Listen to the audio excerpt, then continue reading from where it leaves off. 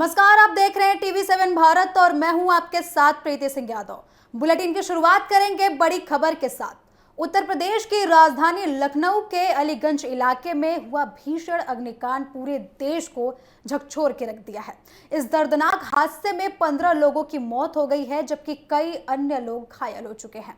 मरने वालों में ज्यादातर छात्र और युवा शामिल थे, और जो अपने बेहतर भविष्य के लिए पढ़ाई करने और नौकरी के लिए वहां पहुंचे थे। लेकिन किसी ने भी ये नहीं सोचा था कि एक साधारण दिन कुछ ही मिनटों में इतनी बड़ी ट्रेजेडी बदल जाएगा। हादसे के बाद सबसे दर्दनाक दृश्य लखनऊ के केजीएमयू के ट्रॉमा सेंटर और शवगृह के बाहर देखने को मिला। यहां अपने बच्चों को परिजनों ने खो दिया, और उन परिजनों को खो चुके परिवारों का रो रो के हाल है। उनका बुरा हाल अपने बच्चों को खोकर हो चुका था। कोई अपने बेटे को याद कर रहा था तो कोई अपनी बेटी को याद कर रहा था। कई परिवारों में अभी भी कोई परिवार विश्वास नहीं कर पा रहा है कि जो बच्चे सुबह घर से हंसते हुए निकले थे वे अब कभी भी वापस नहीं लौट सकेंगे। मृतकों में 19 वर्षीय मोहम्मद शाहजान भी शामिल थे। उनके भाई इजहार अली ने बताया कि शाहजान दूसरी मंजिल पर एनिमेशन की ट्रेनिंग ले रहे थे। आग लगने के बाद उन्होंने परिवार को फोन करके बताया कि वे अंदर फंस गए हैं। जान बचाने के लिए वे बाथरूम में चले गए, लेकिन धुएं और आग के कारण वे बाहर नहीं निकल सके। इसी तरह 12 वर्ष के अब्दुल रहमान की कहानी भी बेहद दर्दनाक है। वे सिर्फ 9 महीने पहले आईटी टेक्नीशियन के रूप में काम में लगे थे। उनके पिता मरीज हैं और पूरे परिवार की जिम्मेदारी उन्हीं के कंधों पर थी। परिवार को उम्मीद थी कि रहमान की नौकरी से घर की आर्थिक स्थिति सुधरेगी, लेकिन यह हादसा पूरे परिवार पर दुखों का पहाड़ बन गया। सबसे भावुक पल कर देने वाली कहानी प्रभुजोत सिंह की है। आपको बता दें कि प्रभुजोत सिंह बताते हैं कि दोपहर करीब 2 बजे उनके बेटे का फोन आया। बेटे ने घबराई हुई आवाज में कहा कि पापा, आग लग गई है, मुझे यहाँ से बचा लो, मैं अंदर फंस गया हूँ। ये सुनते ही परिवार निकल पड़ा। तुरंत एम्बुलेंस को भी फोन किया गया, लेकिन जब तक वे घटनास्थल पर पहुंचे तब तक बहुत देर हो चुकी थी। उनका बेटा इस दुनिया को छोड़कर जा चुका था। बताया जा रहा है कि इस हादसे में जान गंवाने वालों की अधिकांश संख्या बच्चे हैं। उनमें उनकी उम्र 19 से 30 साल के बीच बताई जा रही है। इनमें 3 महिलाएं भी शामिल थी। कुछ लोग पश्चिम बंगाल, हरियाणा और मध्य प्रदेश जैसे दूसरे राज्यों से लखनऊ आए थे। वे यहाँ रोजगार और प्रशिक्षण के लिए आए थे। हादसे में 9 लोग भी घायल हुए हैं, जिनका इलाज अभी हॉस्पिटल में चल रहा है। वहां मौजूद रहे लोगों के मुताबिक आग लगने के बाद कुछ ही मिनटों में पूरी इमारत धुएं से भर गई। लोगों को बाहर निकलने का रास्ता नहीं मिला। कई छात्र जान बचाने के लिए बाथरूम में छिप गए। कुछ लोगों ने खिड़कियों से निकलने की कोशिश की। वहीं कई लोगों ने बिजली और इंटरनेट के तारों के सहारे नीचे उतरने का प्रयास किया, लेकिन इस दौरान उन्हें गंभीर चोटें आईं। स्थानीय लोगों का यह कहना है कि जिस इमारत में आग लगी थी उसके ग्राउंड फ्लोर पर पेट शॉप था, जबकि ऊपर गेमिंग और एनिमेशन ट्रेनिंग सेंटर चल रहा था। यहाँ बड़ी संख्या में छात्र ट्रेनिंग लेते थे और कई लोग काम भी करते थे। वहाँ मौजूद रहे लोगों के अनुसार अब आग सबसे निचले मंजिल पर लगी थी और देखते ही देखते पूरे इमारत में फैल गई। आग इतनी तेज थी कि और ये इमारत के अंदर मौजूद लोगों को संभलने का मौका तक नहीं मिला। कई लोग खिड़कियों की मदद से बाहर निकलने लगे, लेकिन उनको कई चोटें आई। लेकिन आग तेज धुएं में तुरंत बदल गई और समय रहते हुए उनकी जान नहीं बचाई जा सकी। हादसे के बाद परिजनों और स्थानीय लोगों ने सुरक्षा व्यवस्था को लेकर गंभीर सवाल उठाए हैं। उनका आरोप है कि इमारत में फायर सेफ्टी के पर्याप्त इंतजाम नहीं थे। कुछ लोगों का दावा है कि अंदर जाने और बाहर निकलने के लिए सिर्फ एक ही रास्ता बनाया गया था। आरोप ये भी लगाया जा रहा है कि वहां थंब इंप्रेशन सिस्टम लगा हुआ था, जो आग लगने के बाद काम करना बंद कर दिया। इससे अंदर फंसे हुए लोग बाहर नहीं निकल सके। लोगों ने यह भी आरोप लगाया है कि फायर ब्रिगेड की टीम मौके पर लेट पहुंची। हालांकि प्रशासन इस पूरे मामले की जांच कर रहा है। स्थानीय लोगों का कहना है कि अगर राहत और बचाव कार्य कुछ मिनटों में शुरू हो जाता तो शायद कई लोगों की जान बचाई जा सकती थी।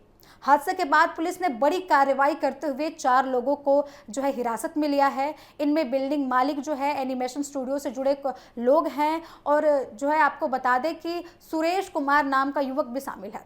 पुलिस का आरोप है कि इमारत में फायर सेफ्टी के पर्याप्त इंतजाम नहीं थे और सुरक्षा नियमों को अनदेखा किया गया था। प्रारंभिक जांच में यह भी सामने आया है कि इमारत से बाहर निकलने का केवल एक ही रास्ता था। इसके अलावा बिजली के उपकरण और एयर कंडीशनर सिस्टम भी सुरक्षित तरीके से नहीं लगाए गए थे। आशंका जताई जा रही है कि शॉर्ट सर्किट के कारण आग लग सकती थी। हालांकि इसकी पुष्टि अभी नहीं हुई है। जांच लगातार जारी है। वहीं मुख्यमंत्री योगी आदित्यनाथ ने घटना पर गहरा दुख जताया है। उन्होंने अपने कई कार्यक्रमों को रद्द कर दिया। अस्पताल पहुंचकर घायल थे उनसे मुलाकात की। मुख्यमंत्री ने अधिकारियों को सख्त कार्रवाई के निर्देश दिए और पूरे मामले की जांच के लिए एसआईटी का गठन भी किया है। इस टीम को 7 दिनों के भीतर ही रिपोर्ट सौंपने के लिए कहा गया है। सरकार ने मृतकों के परिजनों को आर्थिक सहायता देने की भी घोषणा की है। राज्य सरकार ने प्रत्येक मृतक के परिवार को 5 लाख रुपए और गंभीर रूप से घायल लोगों को 50,000 रुपए की सहायता राशि देने का ऐलान किया है। वहीं प्रधानमंत्री राहत कोष से भी मृतकों को 2 लाख, मृतकों के परिजनों को 2 लाख रुपए और घायलों को 50,000 रुपए की घोषणा की गई है। लखनऊ का ये अग्निकांड केवल एक हादसा नहीं है, बल्कि कई परिवारों के सपनों को उनके सपनों की टूटने की कहानी है। जिन माता पिता ने अपने बच्चों को बेहतर भविष्य के लिए पढ़ने और सीखने के लिए भेजा था, आज वे उन्हीं में खो चुके हैं। आज पूरा प्रदेश एसआईटी पे नजर बनाए हुआ है। उम्मीद की जा रही है कि जांच में सच्चाई सामने आएगी, दोषियों को सजा मिलेगी और भविष्य में ऐसी घटनाओं पर रोक लगेगी और नए सेफ्टी नियमों को भी लागू किया जाएगा। वही राजधानी दिल्ली से भी एक भीषण आग लगने की खबर सामने आई है। एक बार फिर आग ने दक्षिण पूर्वी दिल्ली के ताकिया कालेखा इलाके में स्थित वाल्मीकि बस्ती को अपनी चपेट में ले लिया। देर रात लगी इस आग ने कुछ ही समय में विकराल रूप धारण कर लिया और देखते ही देखते कई झुग्गियां आग के लपटों में घिर गई। घटना के बाद इलाके में अफरा तफरी मच गई और लोग अपनी जान बचाने के लिए इधर उधर भागने लगे। वही जानकारी के अनुसार ये आग मौलाना आजाद मेडिकल कॉलेज के पीछे स्थित वाल्मीकि बस्ती में लगी। आग इतनी तेज थी कि दूर दूर तक धुएं का गुब्बार और आग की लपटें दिखाई दी। स्थानीय लोगों ने तुरंत दमकल विभाग को सूचना दी, जिसके बाद फायर ब्रिगेड की टीम मौके पर पहुंची।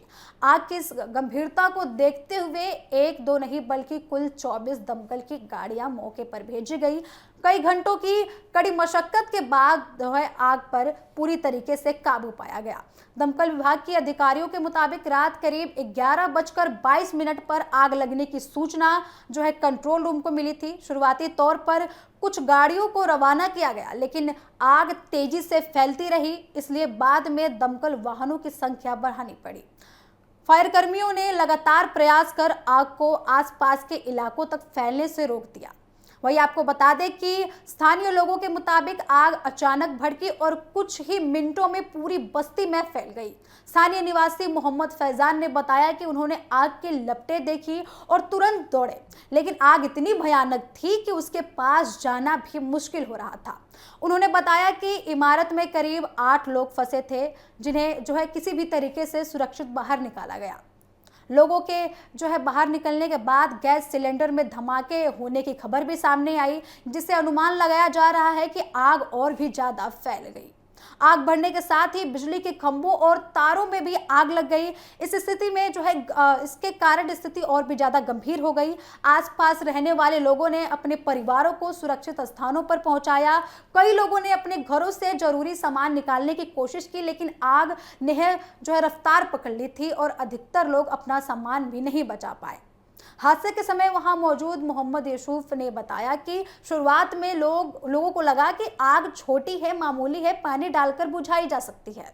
स्थानीय लोगों ने ड्रमों और बाल्टियों से पानी डालकर आग बुझाने की पूरी कोशिश भी की थी। साथ ही झुग्गियों में सो रहे लोगों को जगाकर बाहर निकाला गया, लेकिन वहां बड़ी मात्रा में लकड़ी और दूसरी चीजें मौजूद थी, जिसके कारण आग और भी ज्यादा विकराल होती गई। बताया जा रहा है कि जिस इलाके में आग लगी थी वहां झुग्गियों के साथ साथ लकड़ी और प्लाईवुड का सामान भी रखा हुआ था। जिसके कारण जो है आग कुछ ही समय में विकराल रूप ले लेती है। यही वजह रहा कि आग बुझाने के लिए बड़ी संख्या में दमकल जो है वाहनों को बुलाया गया।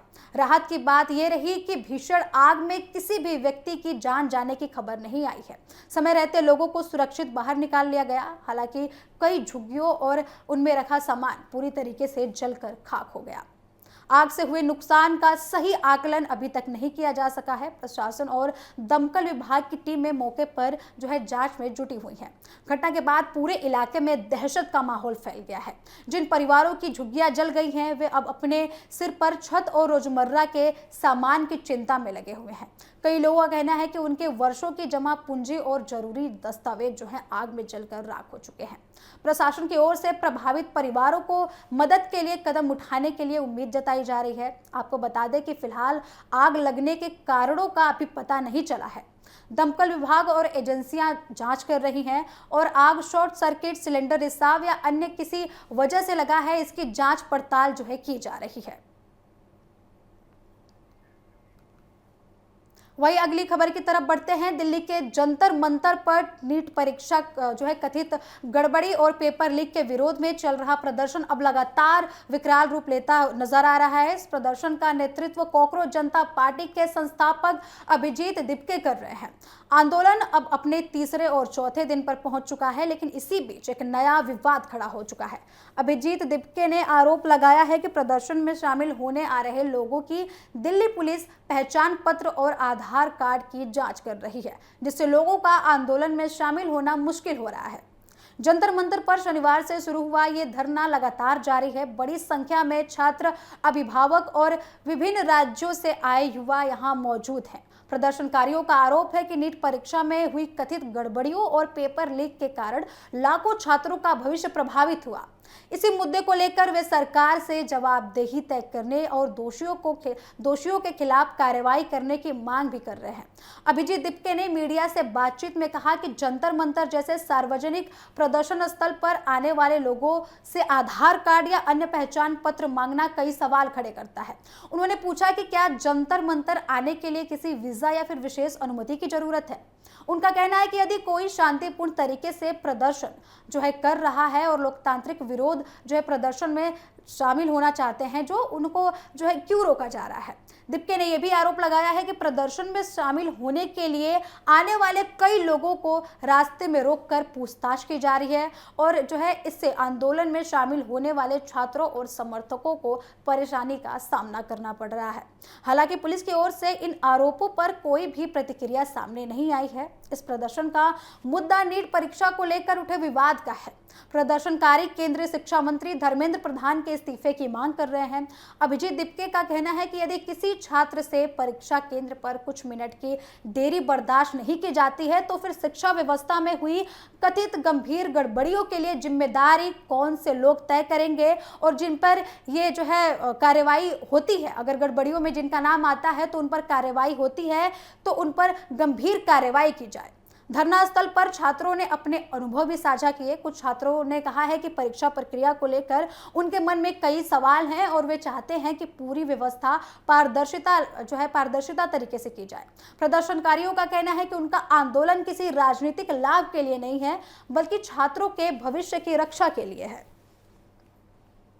इस आंदोलन की एक और खास बात जो है सामने आ रही है कि प्रदर्शनकारियों ने जंतर मंतर पर एक छोटी सी लाइब्रेरी की भी शुरुआत की है।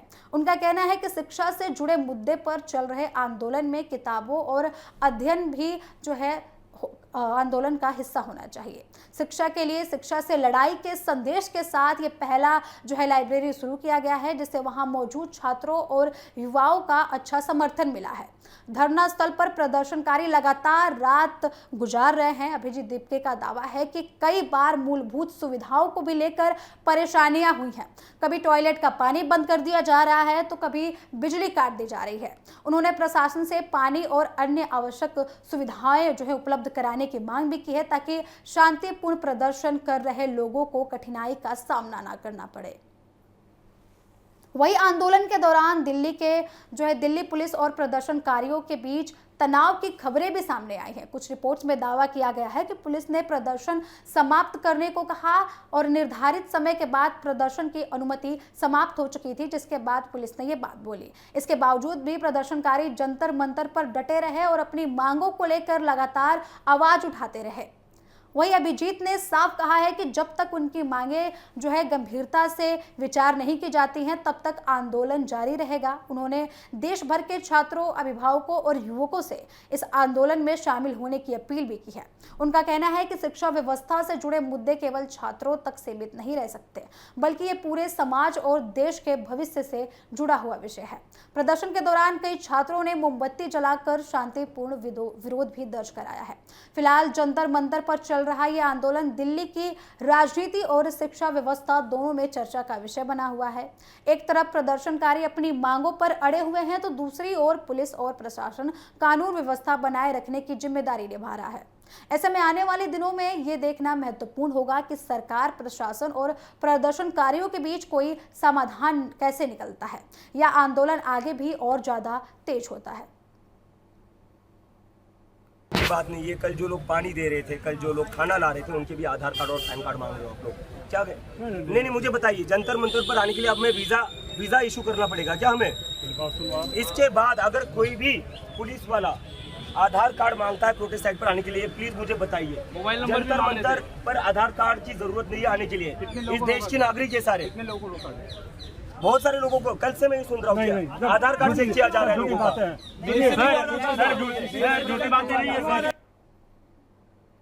तो कुल मिलाकर जंतर मंतर पर नीट विवाद को लेकर चल रहा यह प्रदर्शन अब केवल परीक्षा का मुद्दा नहीं रह गया है। फिलहाल जंतर मंतर पर प्रदर्शन लगातार जारी है और छात्र अपनी मांगों पर डटे हुए हैं। सबकी नजर सरकार और प्रशासन के अगले कदम पर टिकी हुई है। अब देखना होगा कि छात्रों की मांगों पर क्या फैसला सामने आता है और ये विवाद कैसे निपटता है। फिलहाल इस बुलेटिन में इतना ही। खबरों का सिलसिला लगातार जारी है। देश दुनिया की तमाम खबरों के लिए देखते रहे TV7 भारत। नमस्कार।